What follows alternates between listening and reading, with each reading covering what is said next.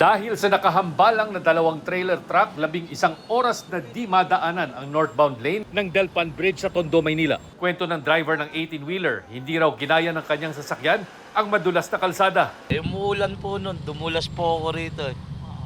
Then, mabigat din po yung pangarga, hindi po kinaya ng preno.